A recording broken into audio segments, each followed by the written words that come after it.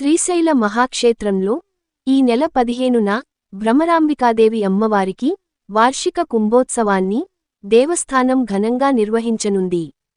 ఈ నేపథ్యంలో అమ్మవారి ఆలయంలో నిర్వహించే అన్ని ఆర్జిత సేవలు, చండీహోమాన్ని కుంభోత్సవం రోజున నిలిపివేస్తున్నట్లు ఆలయ ఈవో శ్రీనివాసరావు తెలిపారు. ఉత్సవ సంబంధిత పూజలన్నీ అమ్మవారికి ఏకాంతంగా నిర్వహించనున్నారు. అయితే కుంభోత్సవం రోజున సాయంత్రం వేడుక తరువాత భక్తులకు రాత్రి 7 గంటల నుంచి 9 గంటల వరకు భ్రమరాంబదేవి అమ్మవారి దర్శనం కల్పించనున్నారు. కుంభోత్సవం రోజున మధ్యాహ్నం వరకు మాత్రమే శ్రీ స్వామి సర్వదర్శనం, ఆర్జిత అభిషేకాలకు అనుమతిస్తారు. ఆ రోజు సాయంత్రం నుంచి శ్రీ స్వామి వారి సర్వదర్శనం, అర్జిత అభిషేకాలు నిలుపుదల చేస్తున్నట్లు ఈవో తెలిపారు. అలాగే కుంభోత్సవం రోజున శ్రీ స్వామి అమ్మవార్ల కళ్యాణోత్సవం, ఏకాంత సేవలను కూడా నిలివేస్తున్నట్లు ఆలయ ఈవో శ్రీనివాసరావు తెలిపారు.